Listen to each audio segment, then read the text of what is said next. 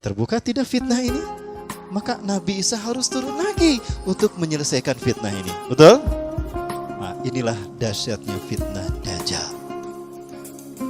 Karena dia mendakwakan Tuhan punya anak. Supaya tidak terlihat. Nah, para sekalian, masih ada waktu gak? Masih ada waktu. Kita percepat. Sampai di Bukit Golgota. Apa itu Golgota? Golgota Bukit Tengkorak. Baik, saya ingin mensimulasikan sesuatu. Boleh? Saya kembali ke sini, para Allah.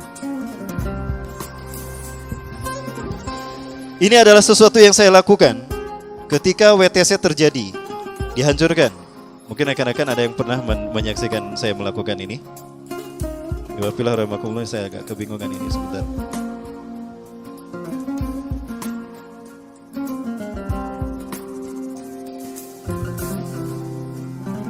Baik. Ya, alhamdulillah. Pernah ada rumor yang beredar, ini rumor ya, tapi rumor ini menarik. Yang beredar di Boston. 1 minggu setelah WTC dihancurkan, rumor ini sampai ke Indonesia, di mana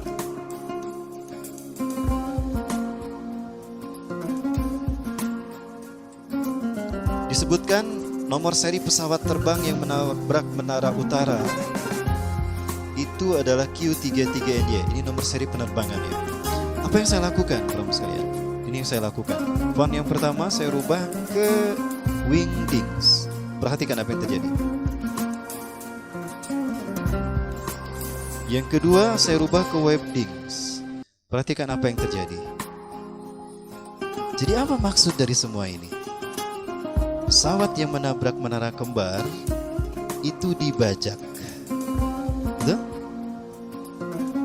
Pesawat yang menabrak menara kembar itu dibajak. Ini simbol bajak laut kan? Dan yang membajaknya adalah Yahudi. Fakta menunjukkan dari 4.000 orang Yahudi yang keluar masuk 3 tower tadi, 2 tower WTC dan 1 stasiun televisi, stasiun 7, itu tidak ada satupun dari mereka yang mati.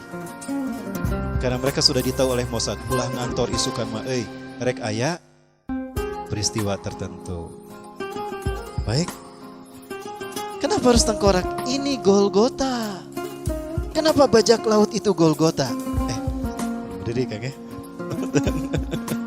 Para sekalian, si Yudas Iskariot setelah disalibkan selama beberapa hari, maka orang-orang mengiranya dia mati. Maka dikuburkanlah dia di Bukit Golgota. Kenapa dinamakan Golgota?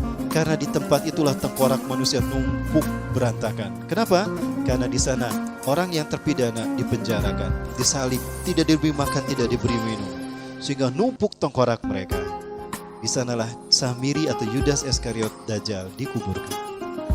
Setelah dikubur, Allah kembalikan wajah dia kepada wajah Isa bin Maryam. Wajah Isa kepada wajah Yudas.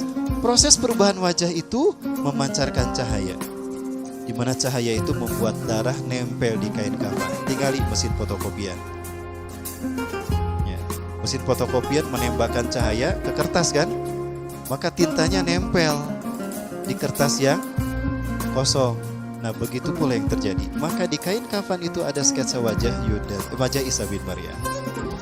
Barnabas ingin membuktikan kalau Yudas Iskariot adalah Dajjal, bukan manusia biasa dan bukan Nabi Isa.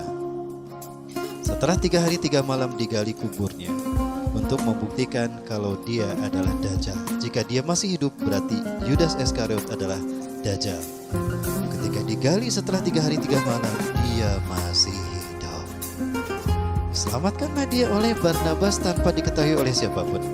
Barnabas membawa dia ke satu tempat dan dia diobati. Dia diobati dan dia disembuhkan. Matanya, kata Rasulullah, hitam. Ka'anna ainuha ainabah. Matanya hitam seperti anggur yang hitam semua. Tidak ada putihnya karena tertusuk, pecah oleh pedangnya Herodes. Ya. Dan dagingnya juga nambai gitu ke bawah sehingga menutupi matanya. Seolah-olah matanya menonjol begitu. Suatu hari Barnabas menunggu-nunggu dia mengaku Isa bin Maryam. Ketika Barnabas sedang bekerja, dia mengatakan, "Hei Barnabas, lihat aku. Yakinilah kalau aku adalah Isa bin Maryam. Hak siap benar manetek dajjal. Pergi kamu. Sesungguhnya kamu adalah orang yang apabila manusia menyentuhmu, maka engkau hanya bisa mengatakan Allah misasa. Janganlah kalian menyentuh aku." Persis seperti apa yang dikatakan oleh Nabi Musa alaihissalam. Kenapa Yudas Iskariot tidak dibunuh oleh Barnabas? Karena yang membunuhnya Nabi Isa alaihi salam di akhir zaman. Maka pergilah dia mengembara, dia menyesatkan kaum demi kaum sampai bertemu dengan iblis di segitiga Bermuda. Iblis Ajazil itu membangun istana di atas segitiga Bermuda, suatu area lepas pantai di Samudra Atlantik yang menghubungkan 3 titik, Puerto Rico, Florida, dan Bermuda. Florida artinya tanah Tuhan. Bermuda, wilayah inilah yang menjadi misteri. Apapun yang lewat, kapal laut, kapal selam, kapal terbang, hilang tanpa jejak. Ya. Disitulah iblis membangun sigasananya, 2/3-nya di bawah permukaan air laut, 1/3-nya di atas permukaan laut. Samiri pengembaraannya sampai ke sana. Sebelum Samiri mengembara, dia bersama pengikutnya membuat kapal. Kemudian pengikutnya bertanya, "Wahai paduka Tuanku Samiri, wahai Jack Sparrow, loh, bagaimana Samiri menutup identitasnya? Dia tutup mata kanannya. Ada yang bilang dia tetanus mata tangan kanannya karena dipakunya, disalibnya kan dipaku. Tetanus, dipotong tangan kanannya, diganti dengan, dan dia menutup wajahnya yang rusak karena tusukan pedang dengan topi, dan ada lambang tengkoraknya, Golgota, tempat di mana dia dikubur." Jadi sah Jack Sparrow? "Paduka Tuanku, kemana kita akan belayar? Kita akan keliling dunia." "Wahai paduka Tuan, kita tidak punya perbekalan. Bagaimana kita bisa keliling dunia?" "Gampang. Coba lihat, banyak kapal-kapal yang berlalu lalang. Mereka membawa perbekalan logistik. Kita bajak kapal mereka, kita rampas logistik mereka." Jadi siapa dia? Bajak laut. Lihat simbol bajak laut siapa? Ini bukan simbol cahaya, tapi ini adalah simbol pedangnya Herodes yang menusuk mata kanan Yudas Iskariot. Dialah Dajjal. Inilah konsep Dajjal yang coba saya rumuskan dari berbagai macam referensi. Tapi sekali lagi, ini wacana. Ini debatable. Silakan. Debatable. Ustadz menyocok-nyocokkan. Dan memang begitu ya. Bagaimana lalu kita memahaminya sehingga dia menjadi fitnah yang nyata? Bagaimana kita memahami fitnah Dajjal kalau tidak dengan cara demikian? Baik, ikhwafillah rahimakumullah. Sampailah dia di segitiga Bermuda. Pengikutnya pingsan selama 40 hari 40 malam. Dan selama 40 hari 40 malam Dajjal berada di istana iblis di segitiga Bermuda. Di saat pertemuan pertama, iblis mengatakan, "Samiri, kemari Sam, kadihe Sam." Sam itu Samiri.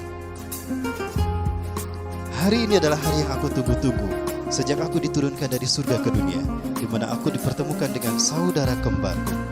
Panggillah dia oleh kalian sebagai Paman Sam." Apa yang kita pikirkan ketika kita mendengar kata Paman Sam? Amerika.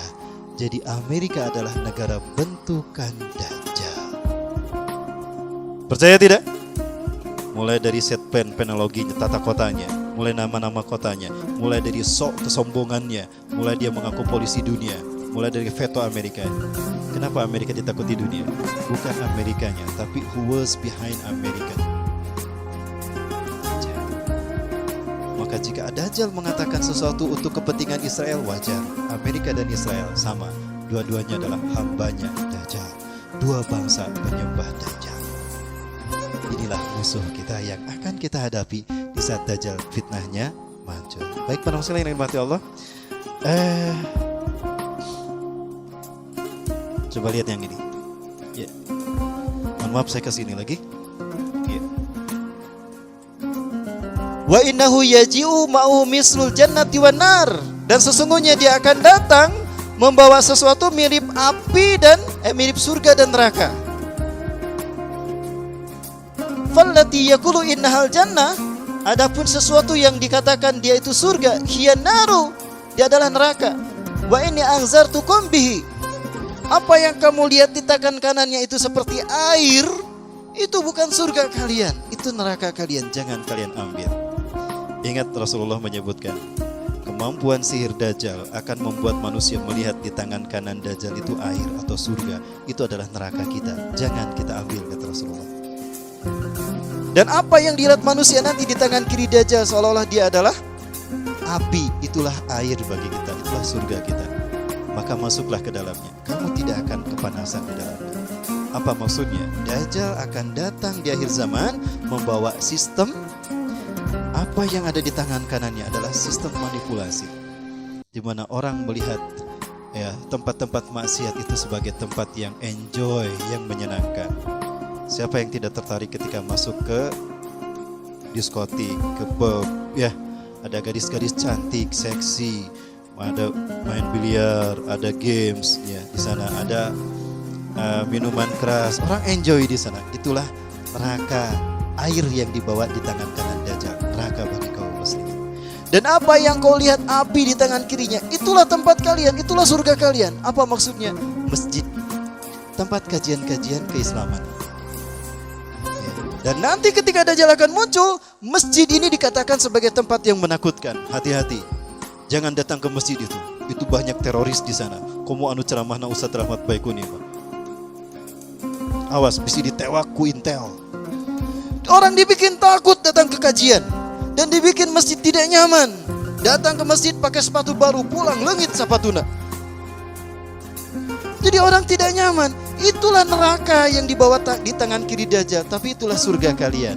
Masukilah dia, kalian akan nyaman di dalamnya. Terbukti tidak? Hari ini sistem sudah seperti itu. Berarti ini adalah sistem Dajjal. Berarti Dajjal sebentar lagi akan datang. Maka tidak salah kalau Syekh Sud As-Sureh mengatakan Dajjal akan muncul di zaman kita. Saya yakin Dajjal akan muncul di zaman kita. Bahkan pemuda yang akan dibunuh Dajjal pun sudah ada sekarang kan? Dan dia berusia 14 tahun sekarang. Kemungkinan tahun 2024 dia akan dibunuh oleh Dajjal. Baik, satu tayangan sebelum saya tutup, tayangan tentang pemuda. Ini mohon maaf sebetulnya sudah saya perlihatkan. Ada banyak yang belum lihat di sini ya. Baik, saya putar kalau begitu. Kang, putar, saya kembali lagi ke musik. Lahir ya Kang Istri.